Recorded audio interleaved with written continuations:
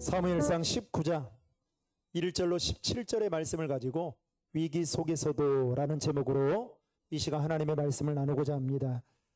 오래전에 중국에서 선교를 하시던 목사님으로부터 직접 들었던 이야기입니다. 중국의 한 아파트에서 비밀리에 집회를 인도하던 목사님이 계셨습니다. 그런데 집회를 인도하던 중에 갑자기 이상한 예감이 들더라는 겁니다. 그래서 그 예감이 들자 집회를 멈추고 자신이 가지고 있던 성경책과 그리고 집회에 참여했던 여러 명의 성도들에게 성경책을 치우라고 말한 뒤에 목사님이 그 자리에 둘러앉아서 화제를 바꾸어서 현지 문화에 대한 이야기를 나누고 있었다고 합니다. 그런데 10분이 채 되지도 않아서 우당탕탕 하는 소리와 함께 중국 공안들이 그 집회하는 그 현장에 들이닥치게 된 것입니다. 공안들이 어떻게 그 정보를 알았는지 그 목사님이 계셨던 그 집에 들어온 것입니다. 그래서 그 집 구석을 찾아보는 거예요. 그런데 자기들이 의심해왔던 것들이 보이지 않는 겁니다. 오히려 그곳에 앉아서 이분들이 담소를 나누는 것을 보면서 공안들이 미심쩍어하면서 황급히 죄송하다 하며 자리를 떠났다라는 이야기를 들은 적이 있습니다. 이 사건을 겪고 난 후에 그 당시에 집회를 했던 목사님께서 그때 일을 생각하며 이렇게 이야기했다고 합니다. 당시 그곳에 있던 사람들이 무사할 수 있었던 이유는 하나님께서 위급한 상황 속에서도 우리를 지켜 보호해 주셨기 때문이다 라고 고백했다라는 말을 들었습니다. 여러분, 그렇습니다. 우리가 인생을 살면서 닥치는 수많은 위기들 가운데 때로는 우리가 일일이 기억하지 못하고 때로는 우리가 알지 못해서 그렇지 하나님의 보호하심과 하나님의 도우심의 손길은 우리의 삶 순간순간마다 있었다라는 것입니다. 시편 기자는 시편 121편에서 자신이 믿고 있는 하나님은 이와 같은 분이다 라고 말하면서 이렇게 이야기합니다. 하나님은 졸지도 않고 주무시지도 않고 모든 환난을 명쾌하시고 모든 출입을 지금부터 영원까지 지키시는 분이시다라고 고백했습니다. 이처럼 하나님은 불꽃 같은 눈동자로 우리를 감찰하시고 도우시는 분이시다라는 겁니다. 그런데 여기서 더 중요한 한 가지 사실은 우리를 감찰하시며 우리를 지키시고 도우시는 그 하나님이 저와 여러분들의 삶의 위기의 순간 가운데 있을 때에 그것도 가장 가까이에 계신다라는 것입니다. 성경에는 그런 예들이 참 많이 나오죠. 마태복음 14장에 보면 베드로가 물 위를 걸어가다가 바람을 보게 됩니다.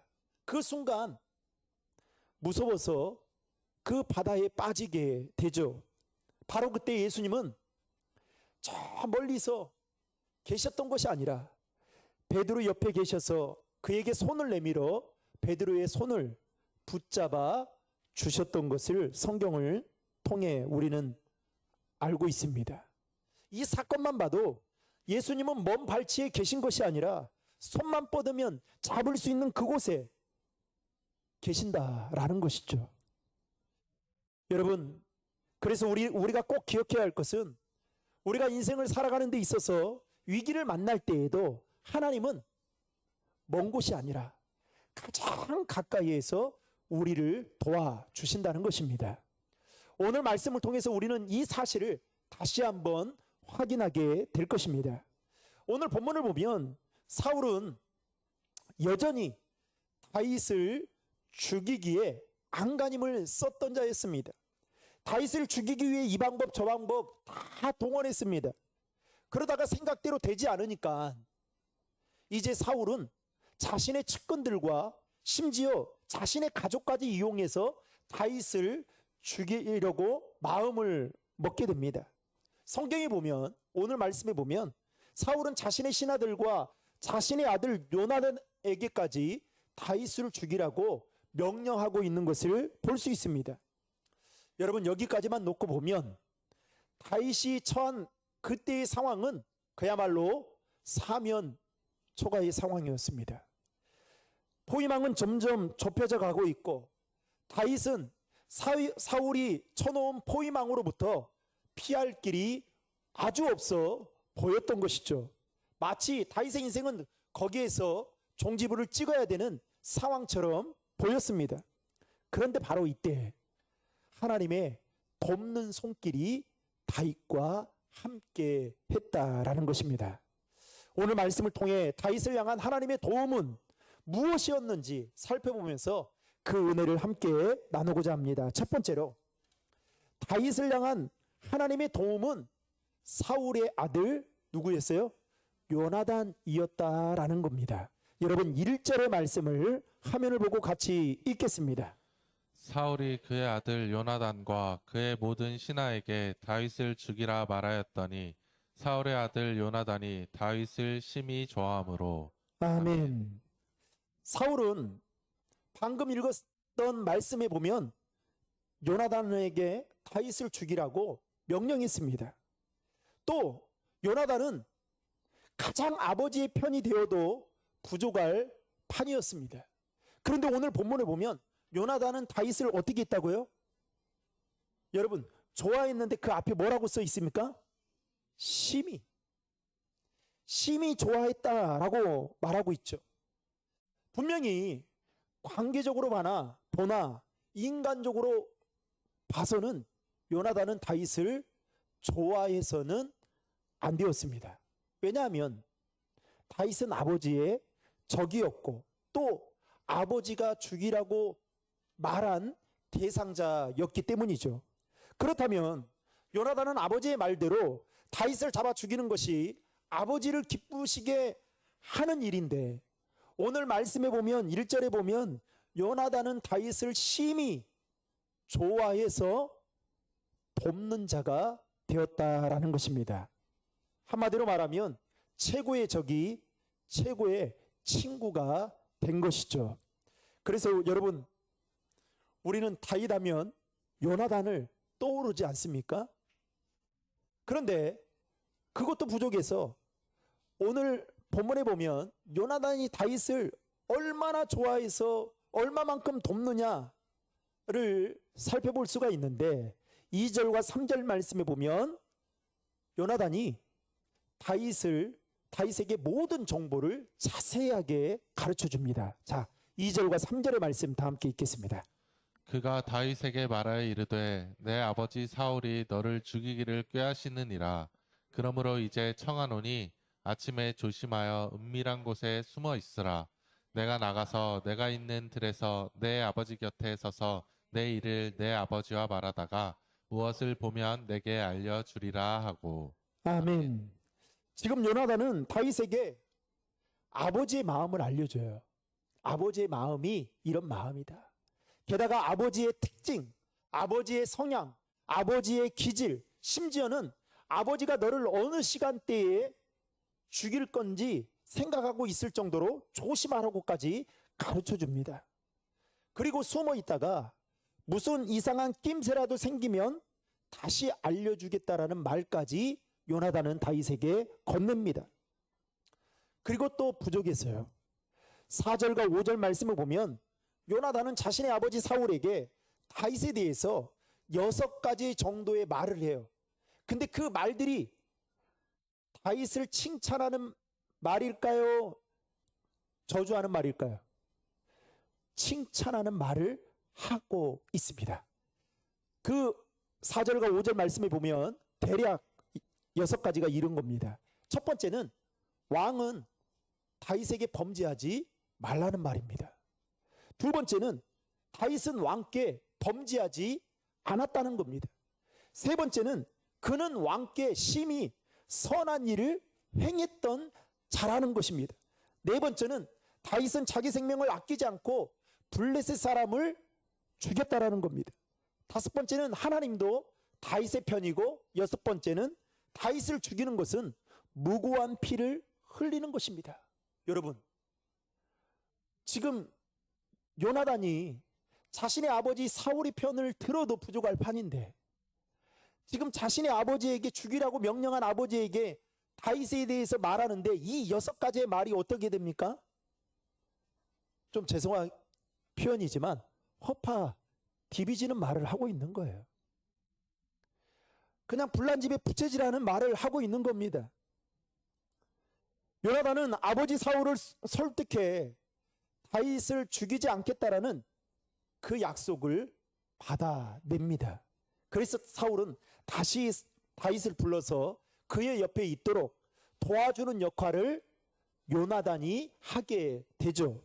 이처럼 요나단은 다윗을 돕는 일에 있어서 내 일처럼 적극적으로 나서서 도왔던 것을 볼 수 있습니다. 사랑하는 성도 여러분, 여기서 이렇게 질문해 볼 수 있겠죠. 누가 이 일을 이렇게 하신 것일까요? 겉으로 보면 요나단이 한 것처럼 보여질 수 있겠지만 엄밀히 말하면 이 일은 하나님이 하신 것임을 믿으시기 바랍니다. 다시 말해서 하나님께서 요나단의 마음에 다윗을 도우라는 감동을 주셔서 요나단이 그 일을 하게 됐다라는 것입니다. 이처럼 하나님은 다윗이 어려울 때 가장 가까이에서 돕는 자를 붙여 주셨던 것을 우리는 성경을 통해서 확인하고 있습니다. 여러분, 하나님은 우리가 힘들고 어려운 일을 당할 때에 가장 가까운 곳에서 도와주시는 분이심을 믿으시길 바랍니다. 출애굽기 말씀에 보면 여러분 이와 비슷한 사건으로 모세를 들 수가 있습니다. 당시 애굽 바로가 명령을 내리죠. 히브리 사내 아이들이 태어나면 다 죽이라는 명령을 내리게 됩니다. 이 말에 모세는 죽게 되는 상황을 맞이하게 됩니다. 그런데 그의 부모는 그를 죽일 수가 없었던 것입니다. 그래서 기도하고 갈대 상자를 만들어서 나일강 갈대숲에 두었습니다. 그런데 바로 그 자리에 누가 있었냐? 애굽의 공주였던 바로 왕의 딸이 목욕을 하러 왔다가 갈대 상자 숲에 있는 그 갈대 상자 안에 있는 모세를 아주 갓난아이 이든과 같은 그 아이를 보게 된 것입니다. 보게 되는 순간 아버지의 말씀하셨던 명령이 생각이 나지 않는 거예요. 모세를 죽이지 않고 궁중으로 데려가서 키웠습니다. 졸지에 여러분 애굽의 공주는 바로 왕의 명령을 거역한 정면으로 거역한 셈이 된 것이죠. 여러분 사실 모세와 애굽의 공주는 아무런 연관이 없습니다. 가족도 아니죠. 친척도 아니죠. 게다가 누구의 부탁을 받은 것도 아닙니다. 애굽의 공주는 자신의 아버지 바로 왕이 모든 히브리 사내 아이는 태어나면 죽이라는 그 명령을 하는 것이 순종하는 것이 아버지의 마음을 기쁘게 하는 일이었습니다. 그런데 어찌된 영문인지 바로의 딸 애굽의 공주는 이 아이가 모세라는 아이가 히브리 아이인 줄 알면서도 죽이지 않고 궁중에 데려가서 자신의 아들처럼 키우고자 하는 마음을 가졌다라는 것입니다. 여러분, 누가 이 일을 그렇게 한 것일까요? 겉으로 보면 애굽의 공주가 그렇게 한 것처럼 보이지만 영적인 눈으로 보면 이 일은 하나님이 하신 줄로 믿으시기 바랍니다. 모세와 다윗 사건의 공통점은 바로 이런 거예요. 하나님은 가장 가까운 곳에서 돕는 손길을 붙여 주신다라는 것입니다. 여러분, 어느 누가 요나단이 다윗을 돕고 또 애굽의 공주가 모세를 도와줄 줄 예측이나 했겠습니까? 사랑하는 성도 여러분, 다윗과 모세를 도우셨던 하나님은 우리가 어려움을 당하는 위기의 순간 가운데에서도 가장 가까이에서 우리를 도우시고 우리에게 돕는 손길을 붙여주신다는 사실을 믿으시기를 주님의 이름으로 축원합니다. 두 번째로 다윗을 향한 하나님의 도움은 전쟁이었습니다. 8절 말씀을 보면 다윗은 계속되는 블레셋과의 전쟁 때문에 늘 전쟁터로 나갈 수밖에 없었습니다. 그런데 이것은 여러 가지 면에 있어서 다윗을 돕는 것이 되었습니다. 한번 생각해 볼까요? 사울의 입장에서 보면 여러분, 잦은 전쟁에 신경을 쓰느라 다윗을 죽일 생각을 조금이라도 덜하게 될까요? 많이 하게 될까요? 덜하게 되겠죠. 또 전쟁이 계속되는 한 다윗을 필요로 할 수밖에 없겠죠. 왜요? 그 전에 다윗은 전쟁에서 승승장구했던 경험을 맛보았던 자였기 때문입니다. 그래서 전쟁을 하려면 다윗이 필요했기 때문에 이 다윗 생각하면, 전쟁을 생각하면 다윗을 죽일 수가 없었던 겁니다. 한편으로는 또 이런 생각도 하겠죠. 자기 손으로는 죽일 수 없으니까 이 잦은 전쟁으로 인해서 다윗이 전쟁터에 나가서 빨리 죽기를 바라는 마음도 가졌을련지 모릅니다. 이런 의미에서 사울에게 있어서 전쟁이 자주 일어나는 것은 좋은 일이었겠지만, 반대로 다윗의 입장에서 보면 사울 옆에 있으면 언제 죽을지, 언제 그의 마음이 변해서 어려움을 당할지 불안하다 보니까 오히려 전쟁에 나가 있는 동안에는 이런 생각을 할 수 없잖아요. 그렇잖아요. 그러니까 어떻게 해요? 훨씬 더 속이 편했을련지 모릅니다. 어쩌면 전쟁터가 다윗에게는 피난처가 되었을지도 모릅니다. 게다가 전쟁에서의 승리를 통해 여러분, 다윗의 인기는 올라가고 있었습니다. 또 그를 지지하는 사람들이 더 늘어나고 있었습니다. 그래서 여인들이 뭐라고 말합니까? 다윗을 향해서는, 사울을 향해서는 천천히라고 하지만 다윗을 향해서는 만만이라고 더 높이는 것처럼, 그때부터 사울 왕의 심기가 불편해서 다윗을 죽이려고 했잖아요. 그러니까 다윗의 입장에서 보면 전쟁은 오히려 자신의 인기가 더 상승할 수 있는 기회였어요. 게다가 다윗은 전쟁을 통해서 하나님이 그를 돕고 있다는 사실까지 인정하고 또 확신하고 있었던 것입니다. 그래서 하나님을 향한 다윗의 도움은 전쟁이라고 말할 수 있는 것이죠. 세 번째로 다윗을 향한 하나님의 도움은 사울의 공격에서 살아난 것입니다. 9절과 10절 말씀을 보면 다윗은 사울이 던진 창을 피하게 됩니다. 그런데 이번이 한 번이 아니었어요. 당시 사울은 키가 크고 싸움에 능통한 자였습니다. 어찌 보면 그에게 있어서 목표물을 향해 창을 던지는 것은 그야말로 식은죽 먹기였을 것입니다. 더군다나 그때 당시 사울이 다윗을 향해 창을 던졌던 당시의 상황은 어떤 상황이었냐? 다윗이 악기를 연주하고 있는 그야말로 무방비 상태였습니다. 그러니까 다윗을 향해 창을 던져서 맞출 수 있는 상황은 거의 100%에 가깝다라고 말할 수 있는 것이죠. 그런데 사울이 그런 다윗을 향해 창을 던졌는데 어떻게 해요? 맞추지 못했습니다. 얼마나 창을 세게 던졌던지 성경에 보면 창이 벽에 박힐 정도로 세게 던졌다. 그런데 맞추지 못했다라고 성경은 말하고 있죠. 여러분, 이렇게 질문해 볼 수 있습니다. 사울에게 창 던지는 실력이 없어서 다윗을 맞추지 못한 것일까요? 아니면 그날의 컨디션이 너무 좋지 않아서 다윗을 맞추지 못한 것일까요? 누가 이 일을 이렇게 한 것일까요? 영적인 눈으로 보면 하나님이 하신 것입니다. 하나님께서 순간순간 다윗을 도우셔서 위험에서 벗어나게 하신 것입니다. 네 번째로 다윗을 향한 하나님의 도움은 미갈이라는 아내였습니다. 미갈은 다윗의 아내였지만 반대로 사울 왕의 딸이었습니다. 아버지가 다윗을 죽이려고 한다는 것을 미갈은 너무나도 잘 알고 있었습니다. 여러분 11절의 말씀을 다 함께 읽겠습니다. 사울이 전령들을 다윗의 집에 보내어 그를 지키다가 아침에 그를 죽이게 하려 한지라. 다윗의 아내 미갈이 다윗에게 말하여 이르되 당신이 이 밤에 당신의 생명을 구하지 아니하면 내일에는 죽임을 당하리라 하고. 아멘. 팔은 안으로 굽는다라는 말이 있죠. 미갈은 다윗과 아버지 사울을 두었을 때 누구를 조금 더 생각할까요? 그냥 여러분들 생각해 보세요.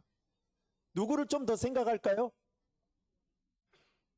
아버지를 더 생각하겠죠.